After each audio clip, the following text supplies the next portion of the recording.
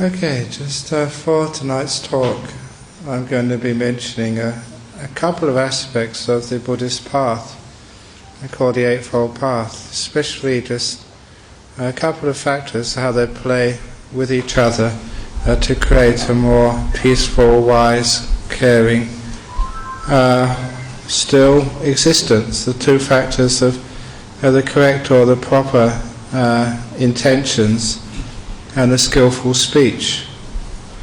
And for those of you who know classic Buddhism, there is the path, the practice of Buddhism is called the Eightfold Path, and those are number 2 and number 3 of that path. And again, one of the reasons which I mention these two factors is because the first factor of the intention is just a basic kindness and gentleness, the compassion which Buddhists are usually generally known for, and to allow that to come out into one's speech as a very effective way for living in this world, and to allow that speech to, in return, to cultivate nice ways of thinking. So these two, the intentions and the speech, coming together and supporting each other on a path of peace, compassion and gentleness. And the reason why I chose this subject was because just coming back from a trip to Sri Lanka, giving many talks there, and seeing some of the ways that people talk to each other, especially a couple of my supporters, husbands and wives, you can usually tell by how long a person is married, by how much they bicker together. There's this old story, this old joke, in the first year of marriage, so the husband listens to the wife. In the second year of marriage, the wife listens to the husband. In the third year of marriage, the neighbours listen to both of them. In other words, they argue so loudly. But it's not just that, it's such a shame that you listen to the way people speak to each other. And it's such a harmful way that we interact socially. And it's not just in marriage, sometimes it's with friends, picking faults with each other, sometimes it's in the office and the workplace. And sometimes that speech which we use can cause such a lot of misery in our lives. Really, we don't know how to cultivate friendship with others, or we don't cultivate friendship and these beautiful relationships with other beings, then we can't really cultivate a positive relationship with ourselves. And when we don't have a positive relationship with ourselves, we end up getting very stressed out, lack of self-esteem, depression and everything else. So we look at the intention behind our speech. And this right intention, the second factor of the Eightfold Path, is one of the most profound of all those 8 factors. Because it said one should cultivate thoughts and intentions of letting go, especially letting go of one's sense of self, as one's ego. And not worrying about what other people think of you, not needing to be the best, or not even need to be anybody, just to let go of that sense of self and that ego, that pride. Now, we often focus on the deeper teachings of non-self in Buddhism, but at least this is a teaching which everyone can appreciate and understand. So the bigger the ego, the bigger the problem which you'll have in your life. And the more arrogant, the more proud you are, just the harder it is to make good friends. And the more sort of selfless you are, I'm not talking about a fake humility where you sort of put it on that you're worse than other people, because that just makes you even more depressed. I'm talking of just being yourself and not measuring yourself against others. And letting go of this idea of a self which measures itself by possessions and by other people's opinions of you, or of your attainments and spirituality. While in Sri Lanka, I made a lot of the terrible perversion of spiritual materialism, because you know in this world that people often measure themselves by the size of their houses, or by their bank balance, or how the size of their car, and people say, oh, you've made it in life because now you can retire, you're only 50. But what have you made in life? You made a big bank balance, but is that what life is all about? So when you say people have made it, sometimes you question that. And that's that materialism, which many of you understand as not really being producive of real meaning and happiness in life. Otherwise, you wouldn't be here this evening. But we have a similar problem with spiritual materialism. In other words, people to see how good meditators they are, or how much they know about Dhamma or spirituality or about anything else. And many of the people from Sri Lanka here may appreciate that so many people I found in Sri Lanka were so concerned of whether they were stream winners, once-returners, non-returners or whatever, these stages of enlightenment, and almost like wearing them like badges. It was like another thing to add to their big house in Colombo 7 and to their big car. They've got everything in life. Not only have they got material wealth, but they've got the spiritual wealth. They're enlightened. And such ideas were going completely against what I understand as being like a Buddhist. So letting go of the sense of self and letting go of the sense of ego.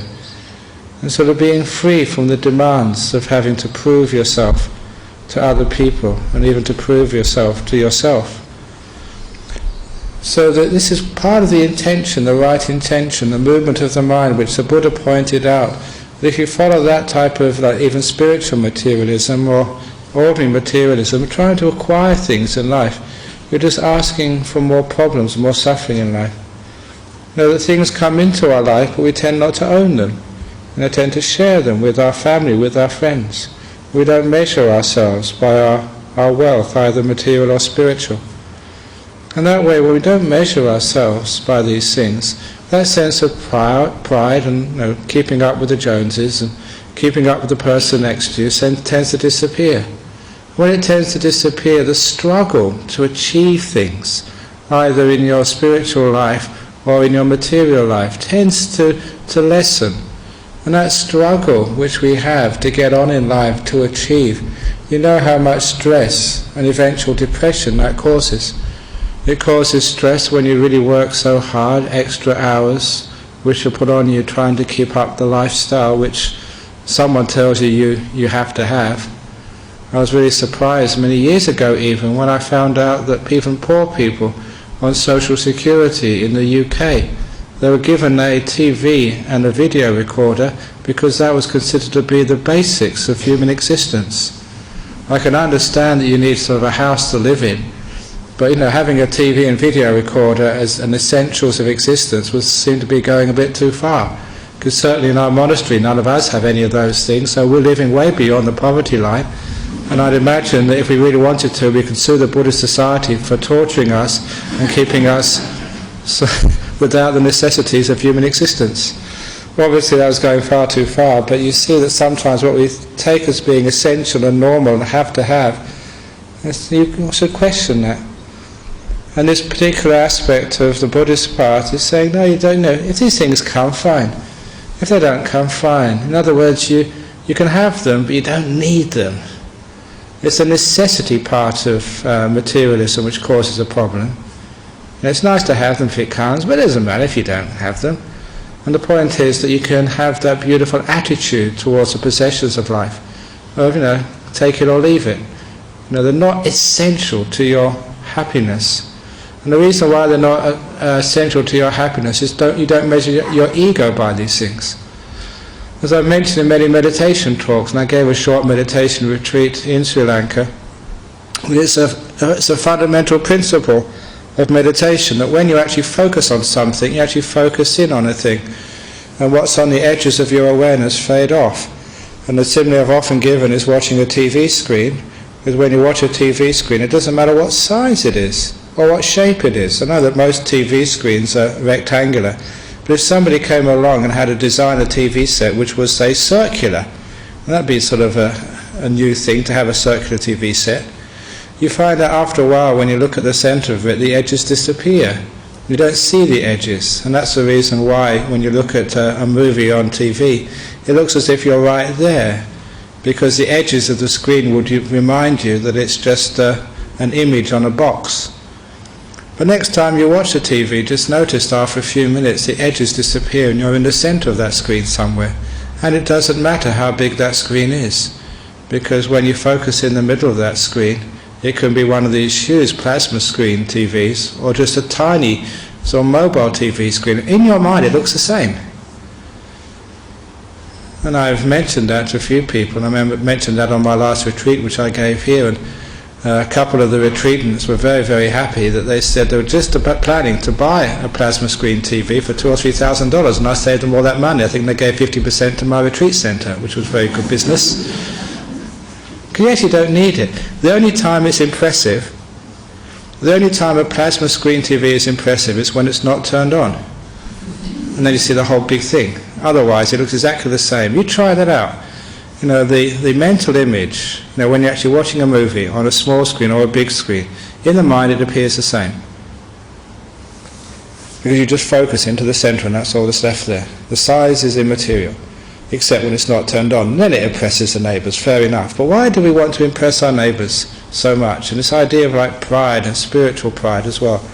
So sometimes you have to combat that, to say the whole point of the path, and this is a saying of my teacher Ajahn Brahm, is not to get things, not to attain things, but to let things go.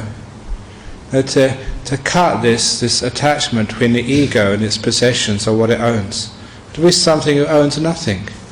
You can actually have things, they come into your life, you can enjoy them, but you don't own them. You don't possess them, you don't control them. You can see the beauty of that, because if you have something which you really possess,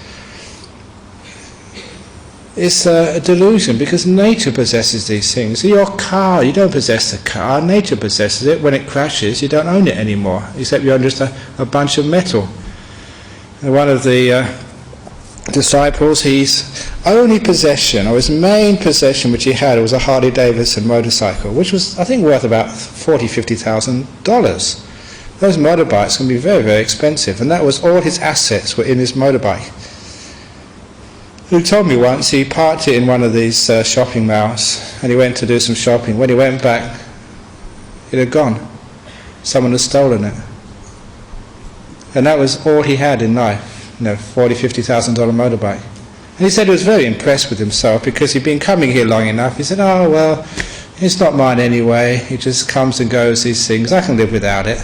You know, even though it's a loss, but, you know, never mind. And he actually let it go. He realised he did not own these things. And he was so proud of himself.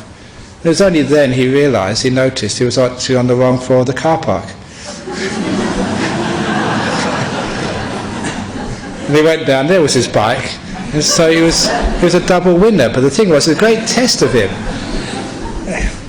So, you know, he was very, very happy. Number one, that he sort of learned how to let go. Number two, he sold his motorbike.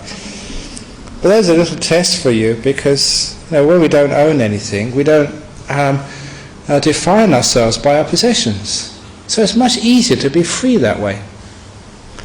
So please, whenever you come into this path of Buddhism, please don't get into any spiritual materialism and just define yourself by how much Buddhism you know, how many meditation retreats you've been to, or just argue with other people about your understanding of Dhamma, you know, the Buddhist teachings, and who knows the most, and who's been in the Buddhist society longest, and who's the cleverest meditator, and who's the most enlightened, and who can sit for meditation for the longest period of time. Sometimes people get into that, you know, on these retreats. They see if they can beat their record of sitting down still, half an hour. Yeah, I did that years ago. 45 minutes I'm up to now. That's nothing, an hour. I can sit for 2 hours. That's nothing. I can do 5 hours. As if you're going to get into the Guinness Book of Records. But I remember my teacher used to say, if it really depended on how long you sat still for, if that was really a measure of enlightenment, then all the chickens in the world will be enlightened now, because they sit still for hours on their eggs without moving at all. So it's just cutting away this attachment to the sense of self and measuring yourself by achievements, if not in the physical world, in the spiritual world. And spiritual pride is one of the worst things I've seen. It's even worse than material pride. When people go along and say how holy they are, and how enlightened they are, or how wise they are, it's a sign of actually no wisdom at all, of no holiness at all. It's when one disappears that one gets holy. Because what does a hole mean anyway? A hole is like nothing in it. That's why it's called a hole. That's why it's called a holy life. No one's in there. It's a hole inside. So when one understands that, understands that this first part of letting go is letting go of the sense of self and ownership. So one can literally be free. It's even when I do go travelling, and I travel very, very light. I usually just have my bowl and my little bag, the bag I've got here, it's behind me somewhere. And so often that I've gone through that airport in Perth, and even this last time, people ask me once again, where are your bags? I say, this is my bags, my bag and my bowl. And they said, no, where's your suitcases? I said, I've got no suitcases. Even though you go away for 2 weeks, that's all you carry. And then they say, yeah, because you're a Buddhist monk, that's very good, well done, that's what a Buddhist monk should do. And it's so much easier, because wherever you go you have very little to carry, then you don't have to wait for these carousels, with all the other people waiting for their bags to come around. And you can just go through the customs and immigration very easily. So that's a wonderful thing to have, like the few possessions. But why is it that we measure ourselves by how many possessions we have in this world? And because of that we strive and work so hard. And because we strive and work so hard, we get so tired and have so little time for each other and the better things of life. So be careful about possessions, both spiritual and material. The first aspect of that right intention is just to have few things. In other words, to own, little ownership, so no ego and no pride over the possessions you have, and no sense of ownership either. And that's also the case for ownership of your children as well. But that's another big problem which I was reminded of in Sri Lanka, same as in Australia here. Too many parents own their children for too long.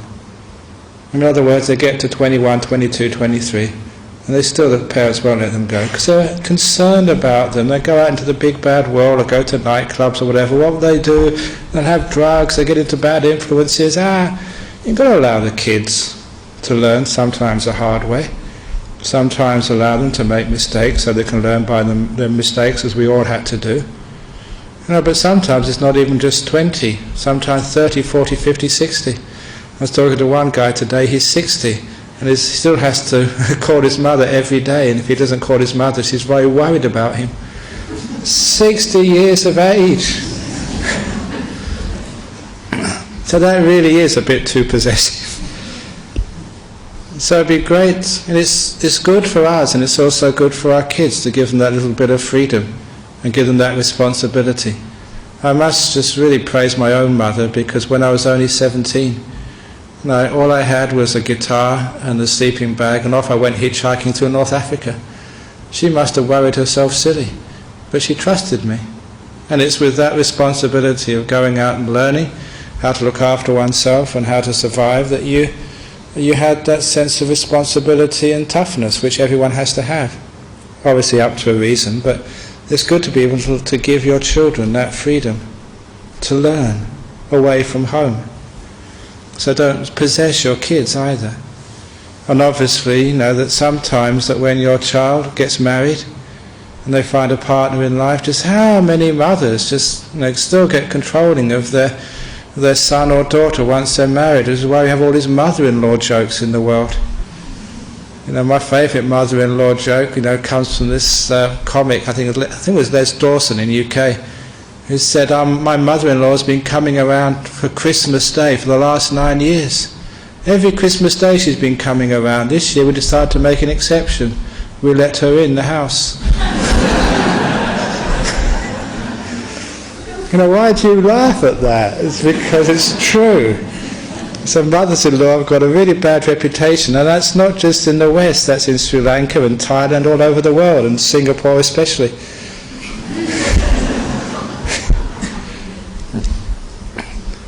So we have to be less possessive of things, which is like the first part of the right intention. And how to let things go. Don't own things. And when you don't own things, you're like me, you travel light in the world. You don't carry so many burdens.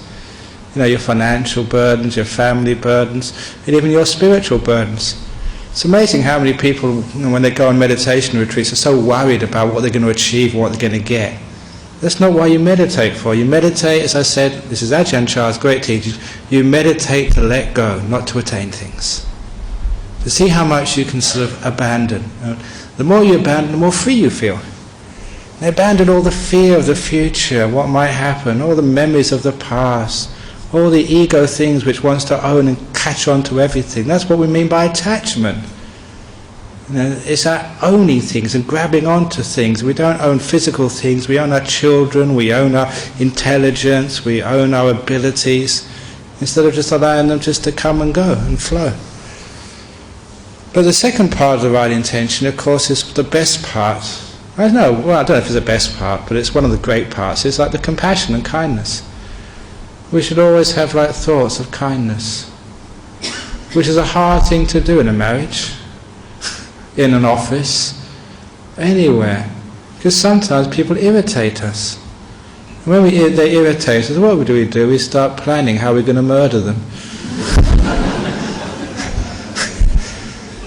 Fortunately, we don't go that far, but sometimes we think like that, or hoping terrible things happen to them on their way to work. And sometimes it's amazing what you think of to your partners or to the person who employs you. So we look at those thoughts. The Buddha said, no, don't ever cultivate bad thoughts, but just cultivate thoughts of loving kindness. Now, the door of my heart is open, no matter who people are. Because with anger, anger is often coming from just delusion, not understanding the way of the world, not understanding that that's the way husbands are. All husbands are the same. I've done enough counselling in marriages now to know that all husbands are exactly the same. So if you get divorced and get another one, you'll find to your surprise that it's exactly the same. Different on the outside, but same on the inside. Just like a different model car, but the same engine. And you come back and I'll say, I told you so. And the same with the wives, they're exactly the same. Maybe sort of different colour hair or different size body, but they're basically the same. So that way, these are just husbands being husbands, wives being wives, like mothers-in-law being mothers-in-law, monks being monks, bosses being bosses. And just like that story I told in my book, Opening the Door of Your Heart, that just that man, it was in Leech Highway, on a hot day, many years ago, we pulled up, because it's like three lanes going in either direction, pulled up at the red traffic light. And because I was in the passenger seat, my window was open, right next to me, maybe a foot away, was a driver. His window was open as well. He got caught at the red light and he was raging at the red traffic lights, saying, "You stupid damn lights. Why did you have to change now? I was late." This is not the first time you've done this. You did it last time. And he was screaming and shouting at the traffic lights. There was a great simile there because the traffic lights have got no bad intentions, nor good intentions. They run on sort of a computer system according to their nature, and it's just traffic light being traffic lights. And it's the same, why do we get angry at our husband or our wife? They're just husbands being husbands. That's just what they're like. You can sort of shout at the traffic light, it's not going to do anything. And how many times you shouted at your husband? Has that worked? Of course it hasn't. Or shout at your wife. So when you understand that how anger is just a misunderstanding of the nature of human beings, and trying to we get frustrated when they don't go according to our plan. So instead of actually trying to change the traffic light or change the plan, we actually change our attitude towards these things, to accept husbands as they are, to accept traffic lights as they are, to accept life as it is. In other words, to be a bit more or less demanding of life and of nature. And that's what loving kindness means. It's like an unconditional acceptance. The door of my heart is open to traffic lights no matter what they do. The door of my heart is open to my husband, no matter who he is or what he does. The door of my heart is open to my wife, my kids, my boss, unconditionally. It's such a beautiful attitude. When we do that to people, then we do it to life. Then we do it to things. And it's wonderful to have that beautiful unconditional loving kindness to traffic lights, to traffic jams, to aircraft being late taking off. When we do that, we have this beautiful peaceful attitude of life. And don't think that that's letting things just slide, getting worse and worse and worse. It actually makes things much better and better and better. You try that in your relationship, in your marriage or with your kids. You find it doesn't make things worse. It's the anger that makes things worse. It's the controlling makes this work worse. It's the demanding too much which makes things worse. But it's actually the kindness which encourages. When I get round to speech, I'll mention that and a few examples of how kind speech is by far the best way of encouraging the behaviour which you really want. And the last part of the right intention or skillful intention is actually non-violence. Those are actually the three right intentions of letting go, kindness and gentleness. And too often, even in Buddhist circles, sometimes we forget gentleness, especially when we're in a hurry, when we've got something very, very important to do. Too often we can run too fast, charge too fast and too forcefully, thinking that the end justifies the means. But the means is the end. The gentleness in life, the gentleness to your partner, the gentleness to your body especially. Sometimes being too forceful for the body. I try and do some exercise, but a lot of times the exercise is gentle exercise. I'm not quite sure, but I think that many doctors will probably know that if it's too forceful exercise, you end up injuring your knees or injuring your back or injuring something or other, because it's just too hard on the body, especially when you're 55. You've got to go gently, look after your old body. Just like, you have a car, it's not a Ferrari, you've got to sort of not push that pedal down too hard. Things are going to fall off your car, things rattle, and that's what happens when you get in your 50s. Very often many things rattle. If you go too fast, they fall off. But not only just when you're old, even when you're young, that gentleness seems to be such a beautiful part of Buddhism. I know we used to have the words before being a gentle man. That was supposed to be your aim in life, to be a gentleman or a gentlewoman. But nowadays we're far, far more aggressive in just the way we walk, the way we do things, the way we drive. It's such a beautiful thing to see that gentleness there and that courtesy. But it all comes from the thoughts of gentleness, of non-violence, of non-aggression. And that's also one spiritual path as well, because I've seen people on meditation retreats. Right, this is it. I'm going to become enlightened. I've only got 9 days. I've got to get it out of the way because I've got many other things to do in life. I'm going to go get her. And of course that degree of aggression, I've seen that so many times in meditation retreats, they just get to a brick wall very quickly, get really frustrated, really tense, and you have to, just, if they don't leave, you have to tell them, slow down, be gentle, go and take a good rest. Because a gentle approach is by far the best. And then this is actually basic to the Buddhist path. This is straight from the word of the Buddha. This is actually your intentions, the way your mind should be moving. In letting go, non-controlling, non-owning, and kindness and gentleness. And how that comes out in speech is so important, because too often our speech is just too controlling, it's too hard and hurtful, and it's not gentle at all. It's very violent sometimes the way we speak to each other. And one of the obvious things, I'm sure you know this, that people are very critical. We always tend to criticize other people about things which we're probably even more at fault with. In Sri Lanka, the couple which would drive me around, now one of them was saying, she's always worried about you and making sure you get there on time. And actually he was the one who was worried about whether I get there on time or not. We always tend to criticize other people about what's actually inside of us. So I notice even like monks who criticize other monks for being lazy, it's the lazy ones. It seems to be, if that's a fault in you, you're very aware of that failing in life, and you see it in other people as well, which is why you criticize those things. But that sort of critical mind is just very, very hard to bear, especially when you see the way that most people talk to each other is mostly criticism. Putting each other down, or putting the world down, or putting the soccer team down, or putting the government down, or putting somebody down. It's very, very hard to bear. In my life now as a monk, you do see politicians. Actually, one of the things which I did while I was in Sri Lanka was have breakfast with the president, Mr. Rajapaksa, and it was in his palace. So I went into the president's palace, and I'll let you into a secret.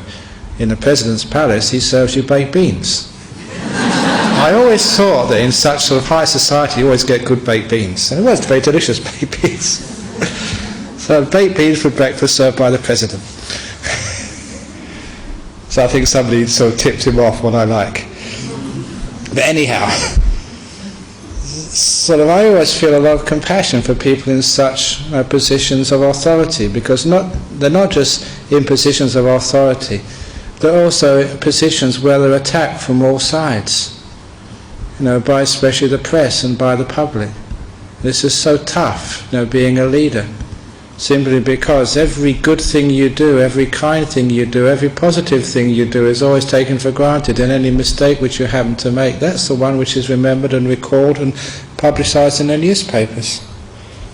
And sometimes you read the newspapers is not a very gentle or kind medium.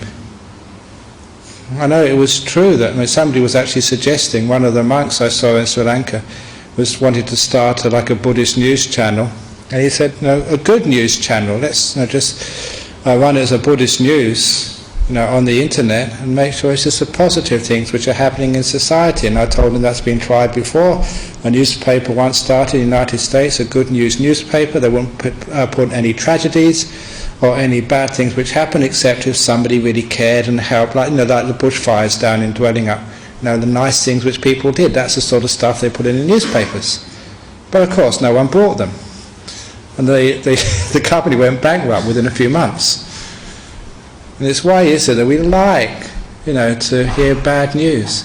Why is it we like to speak badly of other people, criticising them, putting them down? It's obvious, it's because when we criticise someone else, we're putting them down, and that means our ego gets higher. And a lot of times all criticism comes from a sense of personal superiority, as if we could do better than John Howard. I probably could do, because that's not really a good example, but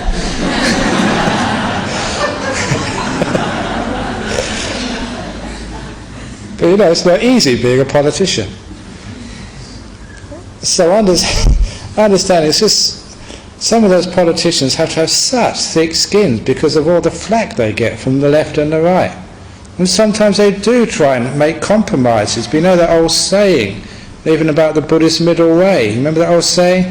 He who walks the middle path gets hit by traffic coming in both directions. So you do get it from both sides when you try and be a mediator. But it's not so much of us receiving that bad comments, but just watching our own mind and just how much do we use what in Buddhism we call unskillful speech. An unskillful speech, the Buddha said, is always harsh speech, critical speech. And he said the opposite of that is speech which actually goes to the heart, which people like to hear, which is encouraging and positive. And that type of speech is not just sucking up to people. It's not just like smarmy weasel words, as they say.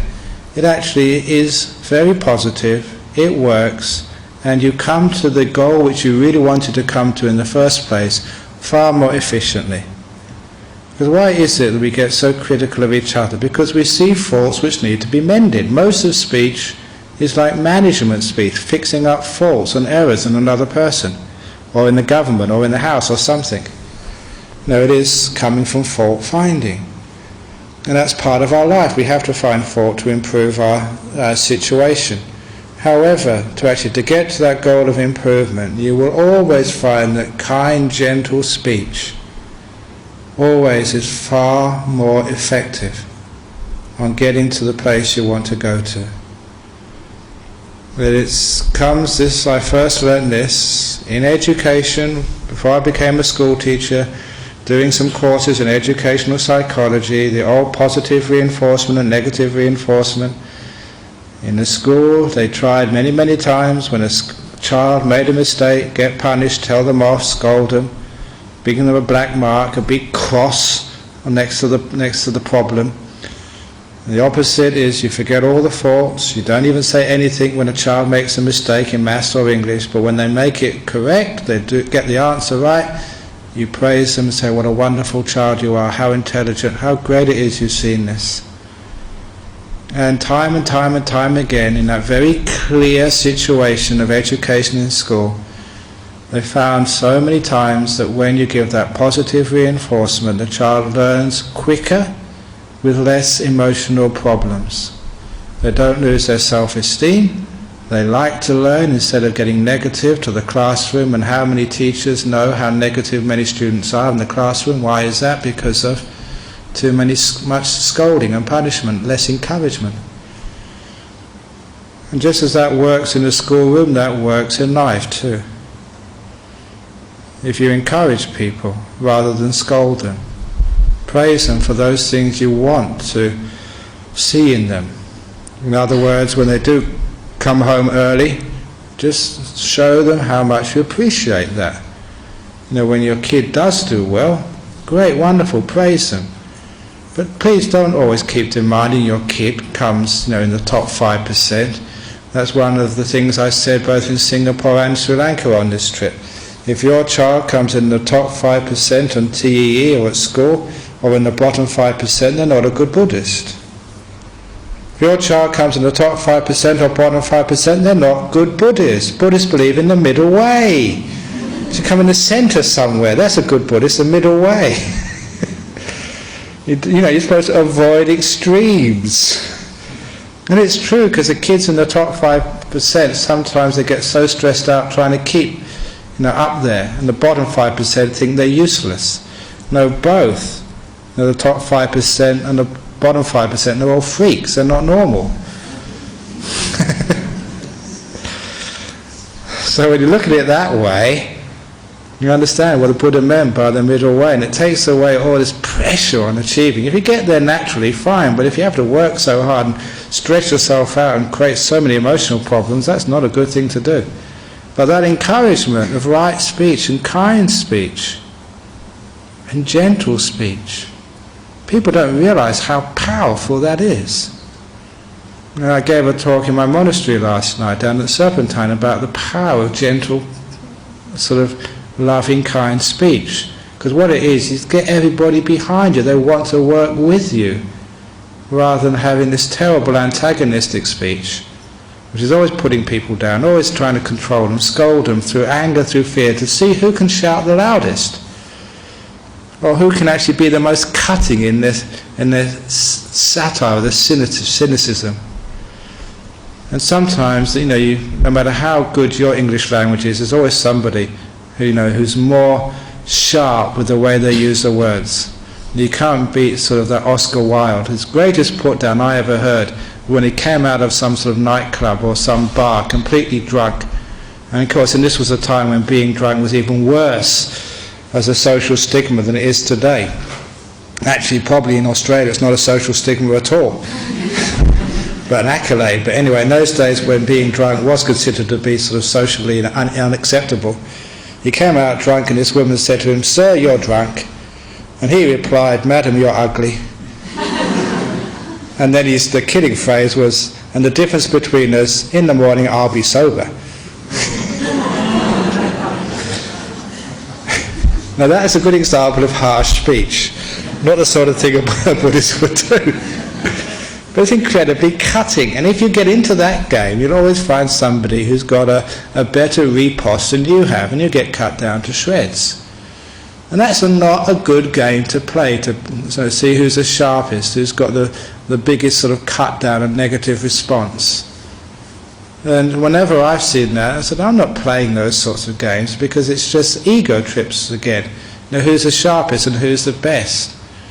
And it's far, far, far more appropriate in our modern world to use words which, instead of build this terrible antagonism between people and this separation between people, which actually get people on side, which actually create bonds between people, kindness between people and friendliness between people. And you really just have to be very careful the way you speak, so you don't antagonize each other. In this world now, it is very easy to be fragmented, and with the availability of all sorts of weapons and bombs and goodness knows what else, we can't afford to antagonize each other. And a lot of times it's just unskillful speech which antagonizes each other, instead of actually praising.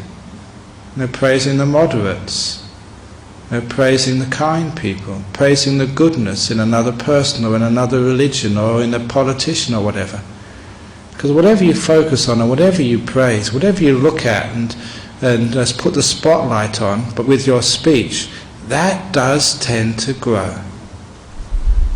So it's a policy of mine over many years, and being a teacher in a monastery, is actually to be very, very uncritical of the monks I'm supposed to be training, but being very, very praising of when those monks, start to keep their rules well, start to be more restrained, start to meditate well. They use the way of positive reinforcement to create a harmonious community. And having learned that that works very well in the confines of a Buddhist community, a monastery of men living together without many arguments, you can actually see just how that can work so well just in family life or in the office. Gee, that sometimes it's what I hear, what happens in office and politics and backstabbing, and that just hurts everybody. It hurts the company, it hurts the people there, it hurts the families when you go home with all that negativity. Why not? Can't we speak kindly to each other? I really mean that, just to speak kindly and show each other how much you appreciate them and say thank you, and I really appreciate what you've done and that extra work which you did. Because you do find that people actually work with greater harmony, you get more things done, you get more energy, because it's just motivation. A little bit of kindness in your speech, a little bit of gentleness gets you far further. So if there is a problem there, don't go shouting at someone, because when people shout at you, what happens? They shout and scream at you, made a mistake and you shouldn't do that again, that's not why we employed you, yeah. Now, do you really take that person seriously? Do you really listen, or you just want to get out as soon as you can because you're embarrassed or because you're afraid and it's really unpleasant? You don't really listen to what they're saying. The message hardly gets through. And it's much more effective, to take the person aside and realize that, that you're behind them, you want something to improve in the company, but not at their expense. How can we help? Now look, there's a problem here. Speak softly, speak gently. And also take your time. Sometimes it's not just the words we use, but the speed of our speech. Because you notice that when you slow your speech down and you speak much softer, it has this beautiful result of calming people down. But when you start to raise your words and do speak very loudly and very quickly, because you don't want to speak quickly and upset people, it really excites people. I remember when we went to the auction for the nuns' monastery land. There we were, sort of, with our treasurer at that time. He's here this evening, the old treasurer. And they were having an auction for this land where our nuns' monastery is. And it was amazing actually to see this auction and the way they started and say, this is an amazing piece of land here, and we think it's probably worth maybe 1 million. So let's start with 1 million Australian. Anyone for 1 million Australian? And then he sort of started bringing it down. And once we got the first bid, I think it started off about 500,000. 500,000, 500, we got 525, 525, 525, 550, 555. He started speaking really fast to try and excite people and get them upset. But fortunately, being Buddhist monks, we could outwit him by our calmness and stillness. So it's great having a Buddhist monk at an auction to cool people down. But you can actually see just how the speed of speech actually affects the effect it has on your listeners. So if you want to create more peace and calmness in this world, especially in your marriage, when somebody is shouting at you, you just be very calm. And actually speak softly. If you speak softly and calming, actually you calm the other person down. Or if any other person has some sort of tragedy or whatever, you speak softly. I saw in Thailand, he was a senior monk there, when this lady came in one morning while we were eating our breakfast, our one meal of the day. And it was so unlike a Thai person actually to come in there and just rush into the room and start waving her arms around and screaming something out. She was obviously very, very upset, because the Thai person doesn't usually act like that in front of the monks. And we were looking at our senior monk at that time, Ajahn Brahm, to see what he would do. And he just looked at her and then stopped and carried on eating. He completely ignored her. And at the time I thought, that's really been a bit disrespectful, this woman's in problems. But it was such a beautiful response, because he'd never actually responded or accepted sort of the way she was acting then. She actually calmed down and calmed down. And once she actually calmed down, And then there was a time when Ajahn Chakra stopped eating, and he asked, "What's the problem?" And then she told her best friend had just shot herself, and she found the corpse. There was obviously a big problem there, but the way it was dealt with was so wonderful. He would not sort of encourage exciting speech with more exciting speech, because then he would just be part of the problem, putting fuel on the fire. He waited for the excited speech to die down, which it would do with inattention. And then afterwards, he started with this very soft and sort of investigation of what's happened, but using a very soft and kind tone of voice. So your voice, the way you speak, has enormous power, which is why the Buddha said, cultivate with mindfulness, skillful speech, kind speech, soft speech. Don't speak too much, otherwise people won't value it. Don't be sort of motor mouths, because if you motor mouth, then people never actually listen to what you're saying, because here they go again, rah, rah, rah, rah, rah. So it's wonderful to be silent a lot, and to speak when it's necessary. As one wise person once said, if you can't improve upon the silence, then don't speak. What a wonderful saying that is. If you can't improve upon the silence, then be quiet. So when we learn these skillful speech, it actually goes back in the way we think. Because when we don't speak angry thoughts or critical thoughts of others, but kind thoughts, when we actually speak gently, we find, to our surprise, that becomes also the way we think as well. We are kind thinkers and we are gentle thinkers, because these two actually condition each other. The thoughts, which is the inner speech, and the outer speech. So the more you put restraint on the way you speak to each other, and you deliberately say, I'm going to speak kindly and gently and frugally, you actually do find that you are thinking kindly and frugally, because that inner speech is actually you're talking but to yourself now. And the way you talk to others is the way you talk to yourself. And if you learn how to restrain your speech to others, so you're kind and gentle, you find you think kindly and gently to yourself.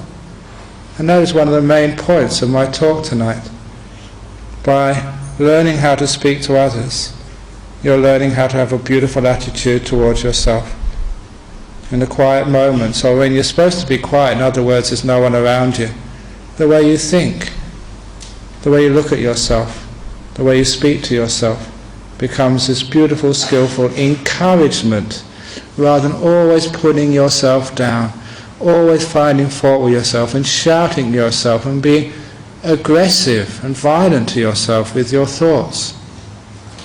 And of course that's what the cause of depression, lack of self-esteem, the inner negativity, that stress, and not liking yourself. The accumulation of a lifetime or many years of negative thoughts to yourself, simply because that's the way you've been conditioned to speak. It goes back to you in the end. That's almost like the Buddhist law of karma. What you say to other people, you get back, because that's the way you speak to yourself. So if you're very, very negative to others and always forcing them and scolding them and picking fault with them, that's how you look at yourself. You'll always be scolding yourself, picking fault with yourself, never being kind and forgiving to yourself. And you know what it's like when you're like that. You have no peace, no happiness, no joy, but worse, no encouragement in life.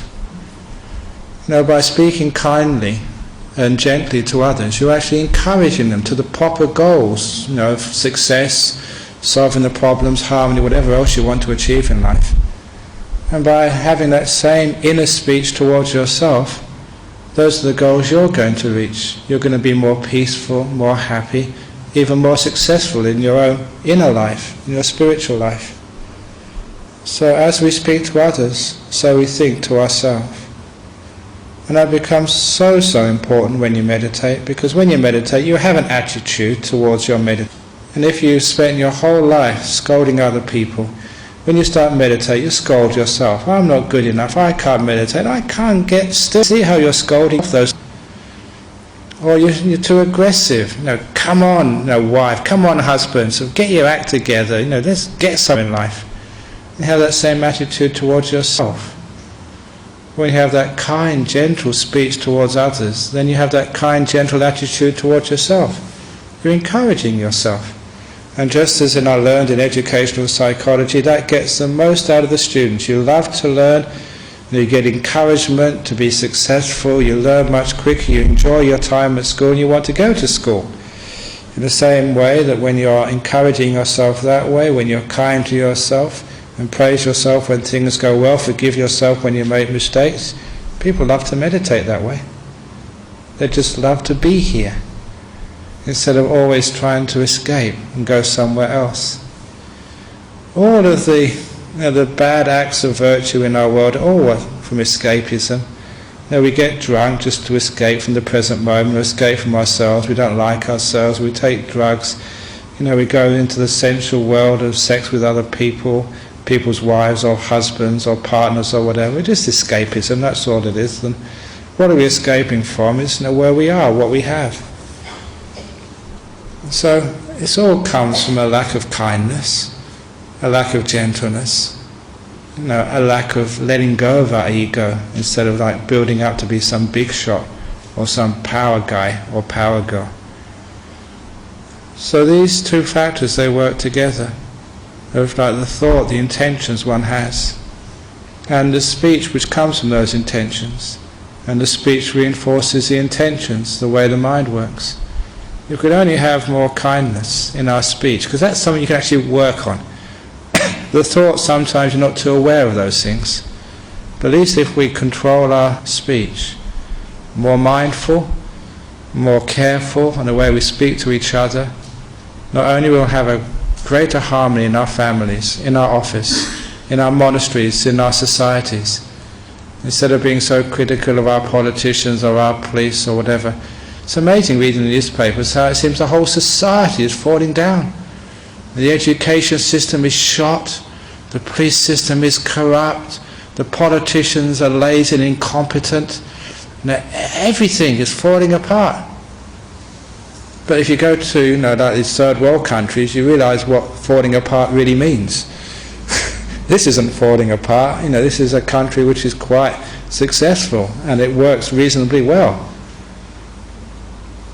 So, but why do we think like that? We're just so negative in our thoughts and so negative in our speech. No wonder we have so many people depressed and anxious, who can't live with other people, who can't live with themselves, who are just suicidal or on sort of drugs, either prescribed by your doctor or just brought off the streets. We can do a lot better than that, just by having some positive speech and positive compliments and just some gratitude. The gratitude for life, the gratitude for ourselves, the gratitude for our partner in life, the gratitude even for our government. The gratitude just for life. And the gratitude for ourselves. It's just politicians, they're just like the old traffic lights. They're just being politicians. They're trying to do their best. It's not an easy job. Just like your husband or wife, not the best, but they're doing their job the best they can. And they're all trying their best. And you're trying your best too. So please be more accepting of yourself, more kind for yourself. Start with your speech to others, and from your speech to others, see if you can actually develop those beautiful thoughts. The inner speech follows the outer speech. And the inner speech is what gives you the peace of mind, the gentleness of your heart, and the freedom of inside. So that's just how skillful speech leads to skillful thought, leads to happy person. Thank you.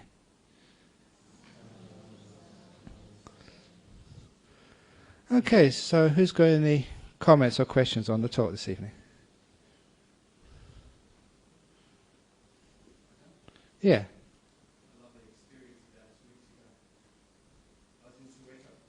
Okay, so in Soweto, that's a dangerous place.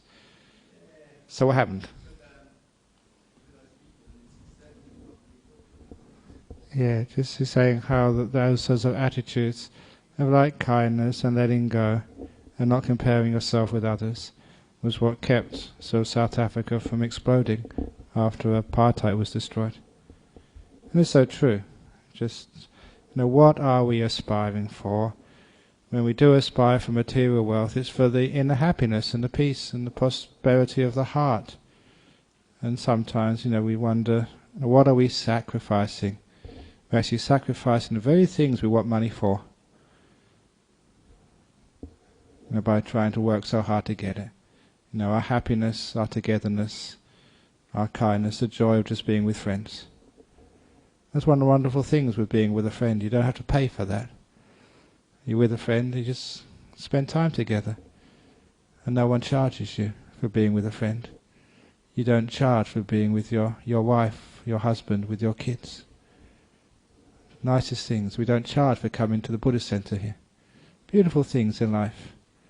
So you don't need any money to come and be a Buddhist and be here. Isn't that a wonderful thing to be? Okay, so please be kind with your speech. Be gentle. And that way you make a better world, a more harmonious world.